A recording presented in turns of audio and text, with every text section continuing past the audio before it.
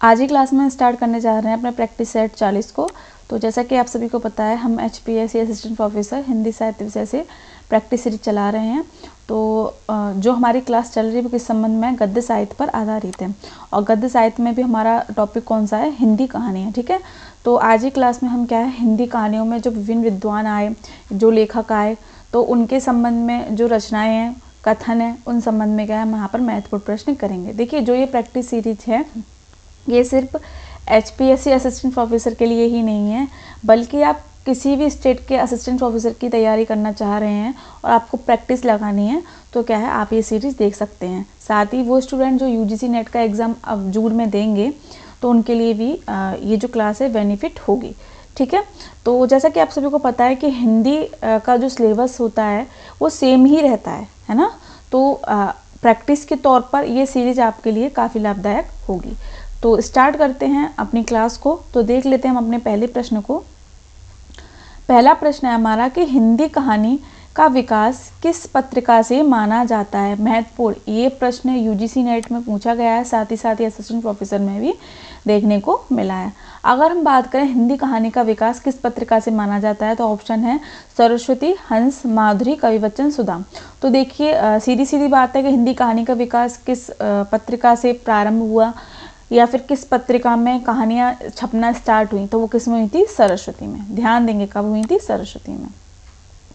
चलते अपने अगले प्रश्न की ओर। तो अगला प्रश्न देखें कि राजेंद्र यादव ने हिंदी की पहली कहानी किसे माना। अब देखिए, हिंदी साहित्य में काफ़ी विद्वानों में मतभेद था कि कोई विद्वान था वो किसी लेखक की रचना को पहले कहानी मानता था। जैसा किसी ने उसने कहा था को माना, किसी ने इंदुमती को माना, है ना, किसी ने दुलाई वाली को माना। तो यहाँ पर देखिए, कोई एक मत होकर पर्टिकुलर एक स्टेटमेंट नहीं दे पाया कि ये हिंदी की पहली कहानी है, लेकिन ज़्यादातर लोग किसे मानते हैं, आचार्य रामचंद्र शुक्ल के जो विचार हैं उनको फॉलो करते हैं, है ना। तो इसीलिए देखिए, हिंदी साहित्य का अगर पहली कहानी पूछी जाए तो वो कौन सी है, इंदुमती। किसके अनुसार, रामचंद्र शुक्ल के अनुसार। लेकिन यहाँ पर आपको क्वेश्चन क्या कह रहा है कि राजेंद्र यादव के अनुसार हिंदी की पहली कहानी कौन सी मानी जाती है। तो इन्होंने देखिए, राजेंद्र यादव ने किसे माना, उसने कहा था को। अगर हम इसका प्रकाशन वर्ष देखें तो इसका प्रकाशन वर्ष कितना है, 1915, सन 1915। अगर हम इसके राइटर की बात करें तो कौन है वो, चंद्रधर शर्मा गुलेरी। ठीक है, याद रखेंगे। इंदुमती, जैसा कि मैंने आपको बताया, रामचंद्र शुक्ल ने इसे हिंदी साहित्य की पहली कहानी माना है। तो किसने माना है, रामचंद्र शुक्ल ने। अगर इंदुमती के हम राइटर की बात करें तो वो कौन है, किशोरीलाल गोस्वामी। किशोरीलाल गोस्वामी, ध्यान देंगे। ठीक है, टाइमिंग की बात करें तो कहीं कहीं इसका 1900 देखने को मिलता है, कहीं 1901, 1902। ठीक, अगर हम बात करें दुलाई वाली, तो देखिए, दुलाई वाली को किसने हिंदी की पहली कहानी माना, तो किसने माना है, रायकृष्ण दास ने। रायकृष्ण दास ने, याद रखेंगे। आपको जो मानने वाले हैं या फिर कह लें जो प्रस्तुता हैं कि ये हिंदी की पहली मौलिक कहानी है, उनको याद रखना, साथ में राइटर को भी। तो दुलाई वाली किसकी कहानी है, बंग महिला, जिनका नाम क्या है, राजेंद्र वाला घोष। ध्यान देंगे। ठीक है, और चंद्रदेव से मेरी बात, तो ये भी किसकी है, बंग महिला की। और इसे हिंदी की पहली कहानी किसने माना है, भवदेव पांडे ने। याद रखेंगे, प्रश्न बनते हैं यहाँ से। ठीक है, जैसे रामचंद्र शुक्ल ने किसे माना है, तो इंदुमती को माना है इन्होंने। ठीक है, दुलाई वाली को रायकृष्ण दास ने माना है, चंद्रदेव से मेरी बात को भवदेव पांडे ने माना है। उसने कहा था वो किसने माना हिंदी की पहली कहानी, तो राजेंद्र यादव ने। ठीक है, तो यहाँ पर ये चीज़ें आपको याद रखनी है। चलते अपने अगले प्रश्न की ओर। अगला प्रश्न देख लें। अगला प्रश्न हमारे कथन से है। तो कथन क्या है कि कहानी छोटे मुँह बड़ी बात करती है। ठीक है, यह कथन किसने कहा है, तो ऑप्शन है नामवर सिंह, बच्चन सिंह, प्रेमचंद्र या फिर रामचंद्र शुक्ल। तो अगर हम बात करें कि कहानी छोटे मुंह बड़ी बात करती है, तो किसने कहा है, ये नामवर सिंह ने। देखिए, आपने कहानी का स्वरूप देखा होगा। कहानी क्या होती है, अपने संक्षेप रूप में ही क्या है, जो मनोभाव होते हैं उनको प्रदर्शित कर देती है ना। इसीलिए क्या है, कहानी को छोटे मुंह बड़ी बात करने का जो उपमा है वो किसने दी है, नामवर सिंह ने। चलते अपने अगले प्रश्न की ओर। अगला प्रश्न भी देखिए हमारे कथन से ही है। कथन ध्यान रखेंगे, जैसा कि आपको एग्जाम का पैटर्न भी पता है, तो उसमें कथन पूछे जाते हैं और कन्फ्यूज़न कहाँ होती है, जब एक जैसे में आलोचक देखने को मिल जाते हैं, है ना। तो ये चीज़ हमें कैसे याद होंगी, जब हम रिवीजन करेंगे, ठीक। तो इसीलिए देखिए आपको क्लास में 2 या 3 कथन रखते हैं, ताकि क्या है, आपके जो प्रैक्टिस हो कथन को लेकर हो जाए, ठीक। तो देख लेते हैं। कहानी ऐसी रचना है जिसमें जीवन के किसी एक अंग या किसी एक मनोभाव को प्रदर्शित करना ही लेखक का उद्देश्य रहता है। उसका चरित्र, उसकी शैली, उसका कथा विन्यास सभी उसी एक भाव को पुष्ट करते हैं। उपन्यास की भांति उसमें मानव जीवन का संपूर्ण बृहद रूप दिखाने का प्रयास, मिसप्रिंट हुआ है, प्रयास नहीं किया जाता। अब देखिए यहाँ पर क्या समझेंगे, यहाँ पर जो विद्वान उन्होंने क्या कहा, कहानी ऐसी रचना है जिसमें जीवन के किसी एक अंग को दिखाया जाता है। जैसे आपने उसने कहा था कहानी पढ़ी, ठीक है, तो उसमें उपन्यास की तरह देखिए छोटा रूप दिया गया है कहानी का, और उसमें बचपन में कैसे मुलाकात हुई नायक की नायिका से, फिर कैसे बिछड़े, फिर उसके बाद लास्ट में आकर कैसे मिले और कैसे उसने रक्षा की उनके पति की और पुत्र की, है ना। तो ये सारी चीज़ें, तो उसमें क्या है, संक्षेप में सारे चीज़ों का वर्णन कर दिया। तो मूल भाव उसमें क्या था, समर्पण किसके प्रति, प्रेम के प्रति, ठीक। अगर हम बात करें एक टोकरी भर मिट्टी, तो देखिए एक टोकरी भर मिट्टी में क्या है, जो जमींदार वर्ग है तो वो कैसे जो निम्न वर्ग है, ठीक है, या फिर कहें जो एक तरह से उनके पास ना तो कोई संपत्ति है, ना घर में कोई ऐसा पुरुष है जो रक्षा कर सके, तो उसकी कैसे जो जमींदार होता है ज़मीन हड़पता है, लेकिन बाद में जब संवाद उनमें होता है जिसकी वो ज़मीन हड़पता है, तो बूढ़ी महिला होती हैं, तब वो उनसे संवाद करती हैं तो उसका हृदय परिवर्तन हो जाता है।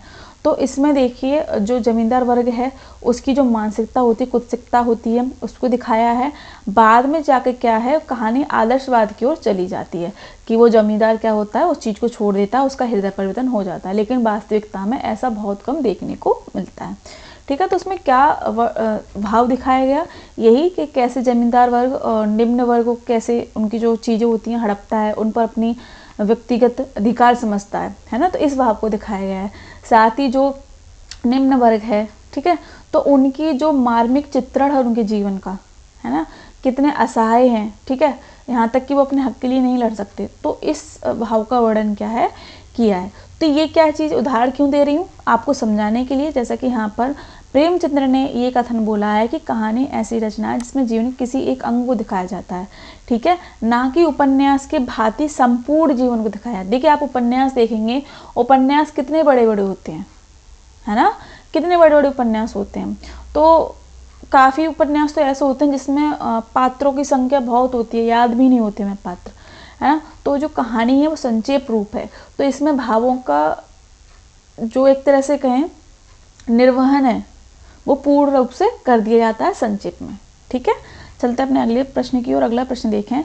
अगला प्रश्न भी देखिए हमारा कथन से ही है, तो देख लेते हैं कि शिल्प विधि की दृष्टि से हिंदी की प्रथम मौलिक कहानी रामचंद्र शुक्ल कृत 11 वर्ष का समय। अब देखिए ये कथन किसने कहा है, यानी किस विद्वान ने रामचंद्र शुक्ल की जो रचना है, जो कहानी है 11 वर्ष का समय, ध्यान देंगे, उसे हिंदी की मौलिक कहानी माना। अब प्रश्न देखिए यहाँ से ही बनता है, तो किसने माना है ये, बात करें लक्ष्मी नारायण लाल ने।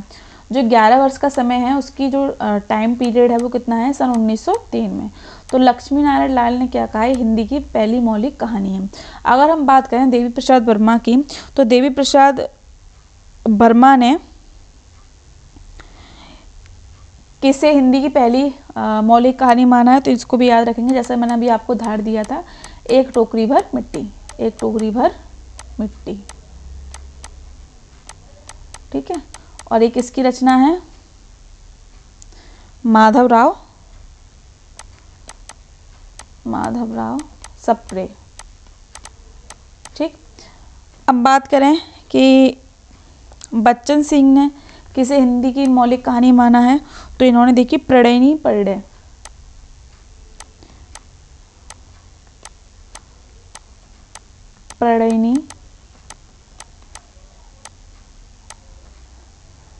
परिणय किसकी है ये? किशोरीलाल गोस्वामी की,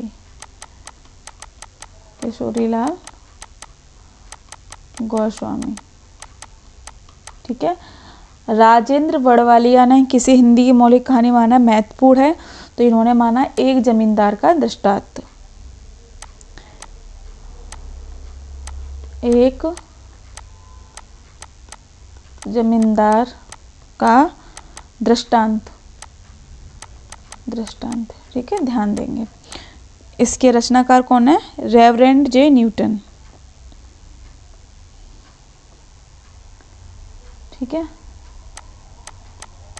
रेवरेंड जे न्यूटन। ठीक, चलते अपने अगले प्रश्न की और। ये न्यूटन है, ठीक है, ध्यान रखेंगे, न्यूटन। चलते अपने अगले प्रश्न की ओर। अगला प्रश्न देखें कि इंदुमती कहानी किस पत्रिका में प्रकाशित हुई? महत्वपूर्ण प्रश्न है। इंदुमती जो कहानी है वो किस पत्रिका में प्रकाशित हुई? ऑप्शन है आपके सरस्वती, हंस, कवि बच्चन सुधा और छत्तीसगढ़ मित्र। ठीक है, तो इंदुमती किस में प्रकाशित हुई है? सरस्वती में। ठीक, चलते अपने अगले प्रश्न की ओर। अगला प्रश्न देखें कि दामोदर राव की आत्मकहानी किसकी रचना है? महत्वपूर्ण, दामोदर राव की आत्मकहानी किसकी रचना है? ऑप्शन कार्तिक प्रसाद खत्री, सूर्य नारायण दीक्षित, गिरिजादत्त बाजपेयी और वेंकटेश नारायण। तो दामोदर राव की आत्मकहानी किसकी है? कार्तिक प्रसाद खत्री की। अगर हम बात करें सूर्य नारायण दीक्षित की, तो इनकी भी कहानी को याद रखना है कि चंद्रहास का अद्भुत आख्यान। इनकी क्या कौन सी कृति है? ध्यान देंगे, चंद्रहास का अद्भुत आख्यान। ठीक, ये कब प्रकाशित हुई? सन 1906 में। अगर हम बात करें गिरिजादत्त बाजपेयी, तो इन्होंने कौन सी कहानी दी? तो गिरिजादत्त बाजपेयी ने पंडित और पंडितानी, ध्यान देंगे, पंडित और पंडितानी। ठीक, कब प्रकाशित हुई? सन 1903 में। इनकी एक और रचना है, वो कौन सी है? पति का पवित्र प्रेम। ये भी इनकी कहानी है, पति का पवित्र प्रेम। कब प्रकाशित हुई? सन 1903 में। ठीक है। वेंकटेश नारायण, तो वेंकटेश नारायण की अगर कहानी देखें तो कौन सी? एक असरफी की आत्मकथा। ध्यान देंगे, एक असरफी की आत्मकथा। कब प्रकाशित हुई? सन 1906 ईस्वी में। ठीक, ठीक, चलते अपने अगले प्रश्न की ओर। अगला प्रश्न है कि कानों में कंगना किसकी कृति है? ये तो आपको पता ही होगा, कानों में कंगना किसकी कृति है और एक काफ़ी प्रसिद्ध रचना है ये। तो किसकी है ये? राधिका रमण प्रसाद सिंह की। ठीक है, तो अगर हम इसके सन की बात करें तो ये कब प्रकाशित हुई? सन 1913 ईस्वी में। अब हम बात करें कि वृंदावन लाल वर्मा की कौन सी कहानी है, तो देखिए इनकी है राखी बंध भाई, राखी बंध भाई। चंद्रधर शर्मा गुलेरी की, ये तो आपको पता ही होगा, उसने कहा था। दूसरी है इनका सुखमय जीवन, सुखमय जीवन और बुद्धू का कांटा।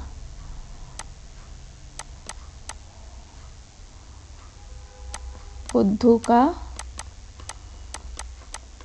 कांटा। प्रकाशन वर्ष देखें तो उसने कहा था कि प्रकाशन वर्ष है 1915, सुखमय जीवन का है 1911 और बुद्धू का कांटे का प्रकाशन वर्ष है 1914।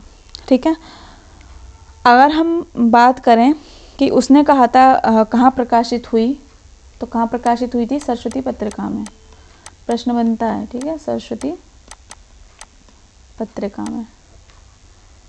ठीक, अगर हम बात करें सुखमय जीवन, तो सुखमय जीवन चंद्रधर शर्मा की जो कहानी कहाँ प्रकाशित हुई? ये हुई थी भारत मित्र पत्रिका में, भारत मित्र पत्रिका में, ध्यान देंगे। ठीक, बंग महिला, तो बंग महिला के जैसे आगे बताई दी थी, चंद्रदेव से मेरी बात, दुलाई वाली, है ना, तो ये इनकी कहानी है।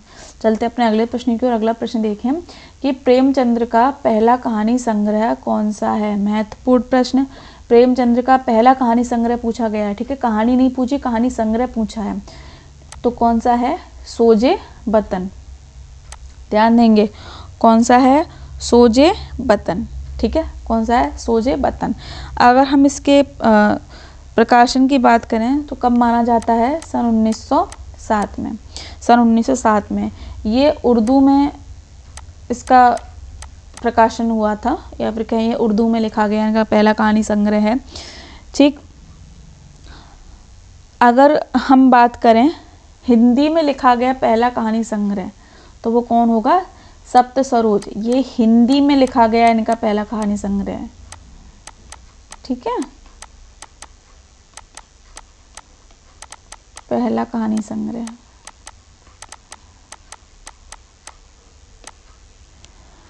सोजे वतन की अगर हम बात करें तो सोजे वतन में 5 कहानियां संकलित हैं।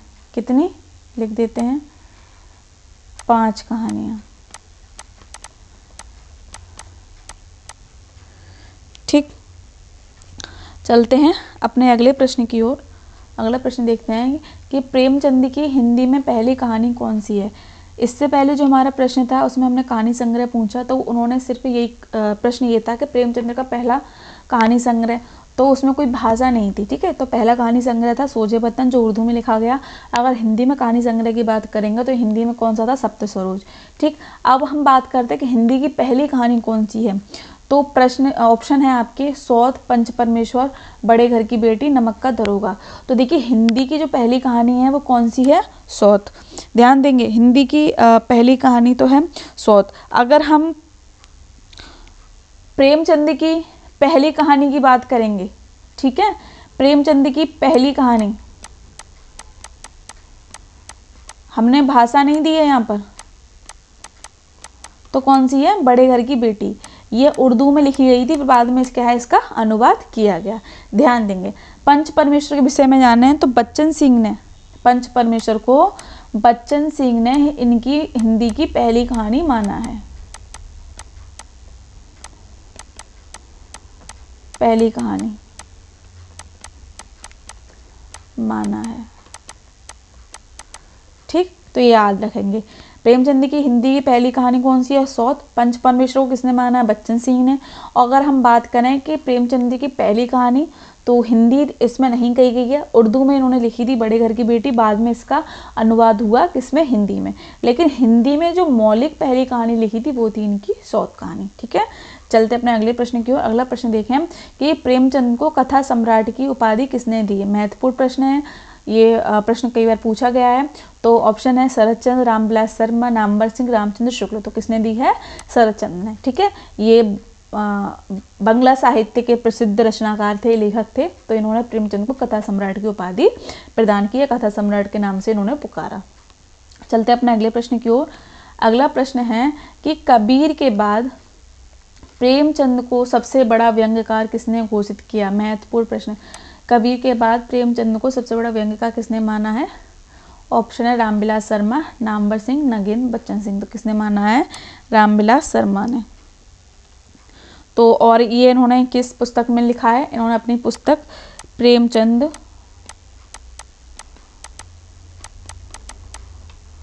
और उनका युग, इसमें क्या है, इन्होंने इस कथन को लिखा है। कबीर के बाद कोई बड़ा व्यंग्यकार आया तो वो कौन है? प्रेमचंद।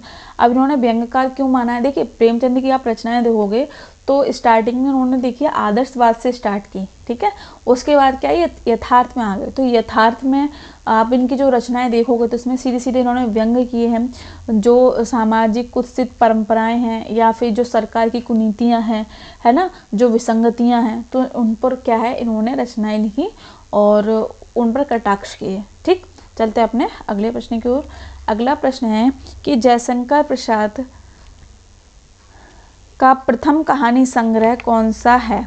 ठीक है, तो ऑप्शन है छाया, प्रतिध्वनि, आंधी और इंद्रजाल। तो देखिए पहला कहानी संग्रह है इनका छाया, प्रकाशन वर्ष क्या है 1912 में। और एक और महत्वपूर्ण बात, ये हिंदी साहित्य का पहला कहानी संग्रह माना जाता है, हिंदी साहित्य का पहला कहानी संग्रह भी माना जाता है। ठीक, अगर हम बात करें प्रतिध्वनि की, तो देखिए प्रतिध्वनि का जो प्रकाशन वर्ष है वो क्या है 1926। ठीक है, आंधी का प्रकाशन वर्ष कितना है 1931 और इंद्रजाल का है 1936। ठीक, तो जयशंकर प्रसाद का पहला कहानी संग्रह है छाया और इसका प्रकाशन वर्ष 1912 है और हिंदी साहित्य का भी पहला कहानी संग्रह माना जाता है। चलते अपने अगले प्रश्न की ओर। अगला प्रश्न है कि जयशंकर प्रसाद की पहली कहानी कौन सी है। महत्वपूर्ण प्रश्न, पहली कहानी कौन सी है ग्राम। कौन सी है पहली कहानी ग्राम।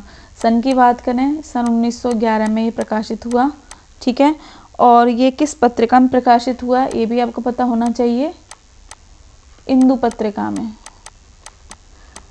ठीक, अगर हम बात करें इनकी अंतिम कहानी, तो अंतिम कहानी कौन सी है सालवती, अंतिम कहानी मानी जाती है इनकी।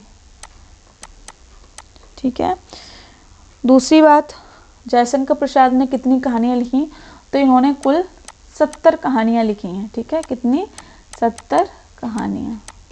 ठीक, तो ये कुछ जयशंकर प्रसाद के संबंध में महत्वपूर्ण प्रश्न थे। जैसे जयशंकर प्रसाद का पहला कहानी संग्रह कौन सा है, छाया है, 1912 में प्रकाशित हुआ और हिंदी साहित्य का पहला कहानी संग्रह भी माना जाता है। इनकी पहली कहानी ग्राम है जो 1911 में प्रकाशित हुई। कहाँ प्रकाशित हुई, इंदु पत्रिका में। जयशंकर प्रसाद ने कुल कितनी कहानियाँ लिखी, तो कुल कितनी लिखी 70 कहानियाँ इन्होंने लिखी हैं। ठीक, चलते अपने अगले प्रश्न पर। तो अगला प्रश्न देखते हैं, कथन से है कि सबसे उत्तम कहानी वह होती है जिसका आधार किसी मनोवैज्ञानिक सत्य पर होता है। ये कथन किसने कहा है, तो ऑप्शन है जयशंकर प्रसाद, राजेंद्र यादव, प्रेमचंद्र, जैनेन्द्र। तो किसने कहा है, प्रेमचंद ने। अब देखिए प्रेमचंद ने ये कथन क्यों कहा है कि यदि कहानी मनोवैज्ञानिक तात्पर्य क्या है, मनोविज्ञान जो होता है वो मनुष्य के संवेदनाओं पर आधारित होता है। ठीक है, जब मनुष्य की संवेदनाओं से संबंधित ही आप कुछ रचनाएं लिखोगे, उसकी संवेदनाओं को जानोगे, करुणा, भय, घृणा, क्रोध, है ना, इन सब चीज़ों से ओतप्रोत या मानसिक द्वंद्व, तो कहानी का जो रूप होगा वो यथार्थ को दर्शाएगा। ठीक है, तो इसीलिए प्रेमचंद कहते हैं कि सबसे उत्तम कहानी वह होती है जिसका आधार किसी मनोवैज्ञानिक सत्य पर होता है।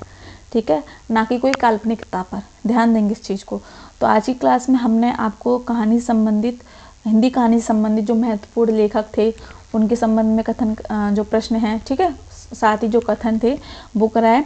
यदि आपको आज ही क्लास में कुछ भी समझ में नहीं आया हो तो आप कमेंट बॉक्स में लिख सकते हैं। देखिए जो आपको जो प्रश्न कराए जा रहे हैं, हम एक ही प्रश्न में आपको कई सारे डाउट आपके क्लियर कर रहे हैं। अगर आपको लगता है कि ये जो सीरीज़ आपके लिए लाभदायक है तो आप ज़्यादा से ज़्यादा इस सीरीज़ को शेयर करें, और जो आपके जानने वाले हैं हिंदी साहित्य में तो उन लोग से के पास क्या है इस सीरीज़ को भेज सकते हैं। ठीक है, साथ ही क्या है, अगर आपको बेनिफिट लग रही हैं क्लासेस तो आप सब्सक्राइब भी कर सकते हैं। ठीक, तो बने रहें अपने चैनल के साथ। बहुत बहुत धन्यवाद।